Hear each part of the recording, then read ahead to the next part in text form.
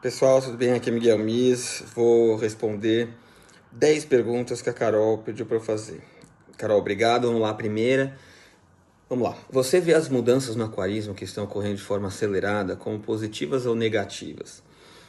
Bom, as mudanças, certo? O que eu vejo de mudança mesmo no aquarismo é que ao longo das últimas décadas, principalmente da década de 90 para cá, a gente tem um avanço tecnológico considerável no aquarismo, né? Tanto que a gente não conseguia manter corais duros até mais ou menos essa época, né? Na década de 90 os aquários eram predominantemente fish only, né? Então teve um avanço grande que nos permitiu ter uma série de equipamentos que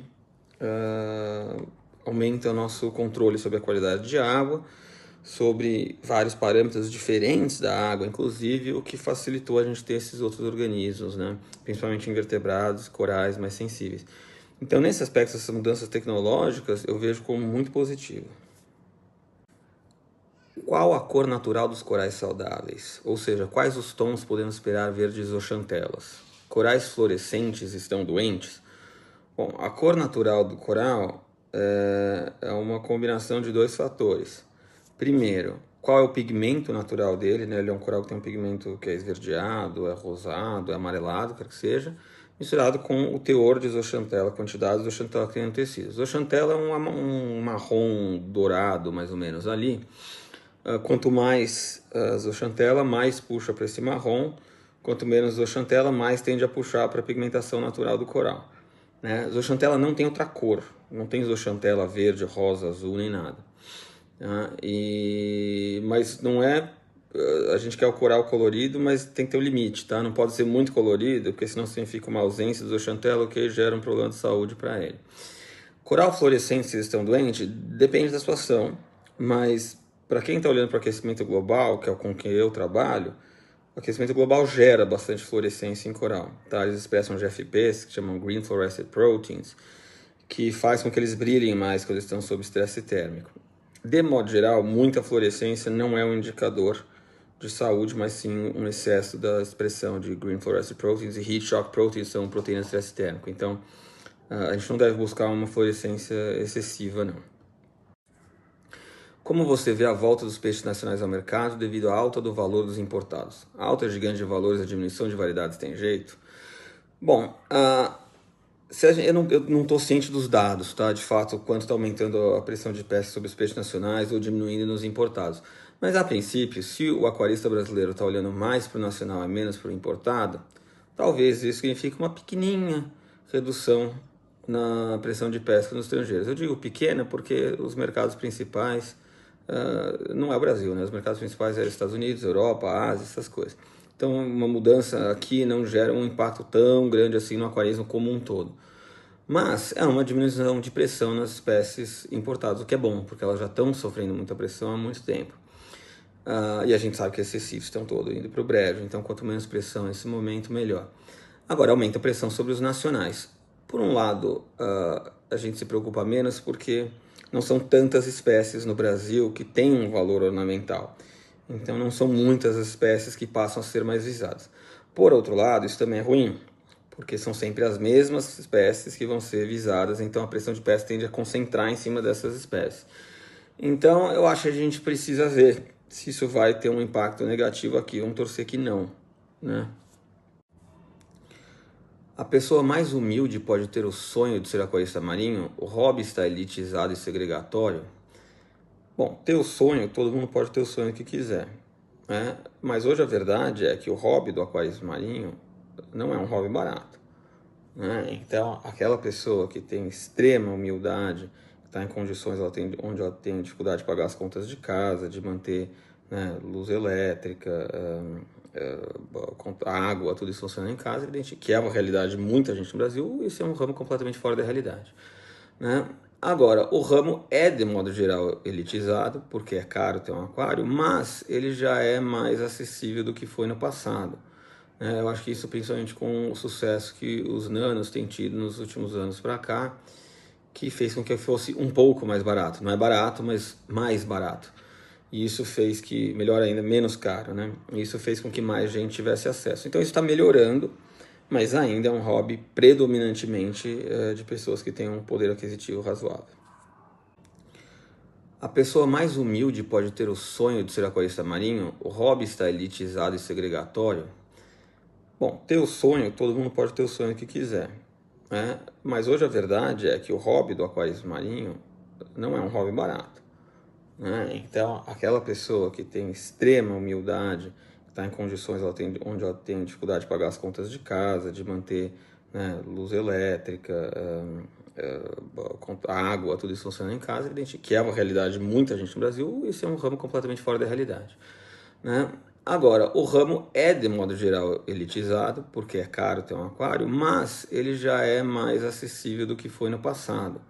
Eu acho que isso, principalmente com o sucesso que os nanos têm tido nos últimos anos para cá, que fez com que fosse um pouco mais barato. Não é barato, mas mais barato. E isso fez que, melhor ainda, menos caro, né? E isso fez com que mais gente tivesse acesso. Então isso está melhorando, mas ainda é um hobby predominantemente de pessoas que têm um poder aquisitivo razoável. Água do mar ou água de RO mais sal industrializado? Olha, depende, né? Água do mar, se for primeiro legalizada a coleta e se for de um lugar com excelente qualidade de água, vai fazer muito bem para o aquarismo. Assim como o sal, né? Um sal de excelente qualidade, com uma boa água de RO, vai funcionar bem no aquário. Agora, se for comprar um sal vagabundo ou for uma água de RO que não é tão pura, aí é um problema, né?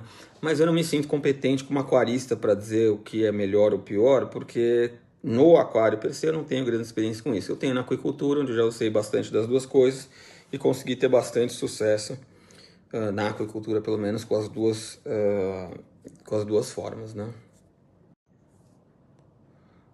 Levando-se em conta a diversidade do nosso país, pode-se dizer que o aquarismo feito no norte e no nordeste não é bom devido ao uso da água do mar e recursos mais baratos? Bom, eu não tenho esses dados, eu não sabia que no nordeste se usa mais água do mar e que os recursos que eles têm são mais baratos. Mas se isso de fato for verdade, eu, né, especulando aqui, não acho que isso significaria que o aquarismo não é bom. A água do mar, como a gente falou, depende das condições da água do mar. E se é legalizado, isso não é um problema. E sobre recursos mais baratos, nem sempre o barato é ruim, né? Óbvio, a qualidade sempre tem um preço por trás, mas hoje a gente tem aquaristas que sabem, com talento como aquarista, sabem fazer com aquários lindos com uma menor disponibilidade de recursos e materiais caros e tudo mais. Na verdade, acho que o que determina mais é o talento do aquarista, né, o conhecimento dele, do que talvez o recurso per se. Eu acho que mesmo com um skimmer ou um sal que não seja tão excelente, se o aquarista souber bem o que ele está fazendo, ele tem a chance de ter um aquário com sucesso. LED ou HQ? O LED faz mal para os corais? Distorce suas cores naturais? Um coral com cor fluorescente está doente? Olha, eu tive aquário com LED, com HQI, eu mesmo acho que eu tive uma vez, mas foi um aquário que não foi muito para frente. Eu não tenho uma opinião formada, eu nunca investiguei isso. O LED, desconheço dele fazer mal para os corais. Se ele tiver a iluminação tiver no espectro de intensidade adequada, não vejo por que faria mal. Distorcer essas cores naturais também, de novo, se tiver no espectro, na coloração natural, acho que isso não deve ocorrer, mas não sei se eu entendi o contexto da pergunta. Um coral com cor fluorescente é aquilo que falamos até recentemente, né? Não necessariamente, mas sim, um coral que está brilhando demais normalmente é um coral que está com poucas zooxantella, então com um pouco daquele tom marrom. E isso significa que é um coral que está recebendo uma menor quantidade de energia derivada da fotossíntese. Então, isso é um problema. Tá? Tem solução ao redor? Tem, mas não é a condição de saúde perfeita que o aquarista deveria procurar para o seu coral. Levando-se em conta a diversidade do nosso país, pode-se dizer que o aquarismo feito no norte e no nordeste não é bom devido ao uso da água do mar e recursos mais baratos? Bom, eu não tenho esses dados, eu não sabia que no Nordeste se usa mais água do mar e que os recursos que eles têm são mais baratos. Mas se isso de fato for verdade, eu, né, especulando aqui, não acho que isso significaria que o aquarismo não é bom. Água do mar, como a gente falou, depende das condições da água do mar. E se é legalizado, isso não é um problema. E sobre recursos mais baratos, nem sempre o barato é ruim, né? Óbvio, a qualidade sempre tem um preço por trás, mas hoje a gente tem aquaristas que sabem, com talento como aquarista, sabem fazer com aquários lindos com uma menor disponibilidade de recursos e materiais caros e tudo mais. Na verdade, acho que o que determina mais é o talento do aquarista, né, o conhecimento dele, do que talvez o recurso per se. Eu acho que mesmo com um skimmer ou um sal que não seja tão excelente, se o aquarista souber bem o que ele está fazendo, ele tem a chance de ter um aquário com sucesso. LED ou HQI? O LED faz mal para os corais? Distorce suas cores naturais? Um coral com cor fluorescente está doente? Olha, eu tive aquário com LED, com HQI, eu mesmo acho que eu tive uma vez, mas foi um aquário que não foi muito para frente. Eu não tenho uma opinião formada, eu nunca investiguei isso. O LED, desconheço dele fazer mal para os corais. Se ele tiver a iluminação tiver no espectro de intensidade adequada, não vejo por que faria mal. Distorcer as suas cores naturais também, de novo, se tiver no espectro, na coloração natural, acho que isso não deve ocorrer, mas não sei se eu entendi o contexto da pergunta. Um coral com cor fluorescente é aquilo que falamos até recentemente, né? Não necessariamente, mas sim, um coral que está brilhando demais normalmente é um coral que está com pouco azoxantela, então com pouco daquele tom marrom. E isso significa que é um coral que está recebendo uma menor quantidade de energia derivada da fotossíntese. Então, isso é um problema. Tá? Tem solução ao redor? Tem, mas não é a condição de saúde perfeita que o aquarista deveria procurar para o seu coral. O aquarismo marinho é predatório? Sem dúvida. Né? A maioria dos organismos que a gente coloca no nosso aquário são oriundos de coleta. Se vem de coleta, é porque alguém está pegando no recife de coral onde isso ocorre. Os recifes de corais estão morrendo, a gente já perdeu mais da metade dos recifes de corais do planeta nas últimas 3 décadas. Então, o aquarismo é uma pressão adicional sobre esse recifes. Ele pode não ser a principal causa da mortalidade, longe disso, mas ele é uma causa de destruição e perda de organismos. Então, sim, ele sem dúvida é predatório. Ele vai deixar de ser predatório quando ele passar a ser um aliado da conservação e não um hobby que tira e destrói o meio ambiente. Aquarismo tradicional, somente os equipamentos necessários contando com o acompanhamento diário do aquarista. Ou aquarismo moderno, aquário automatizado, pequena interferência do aquarista.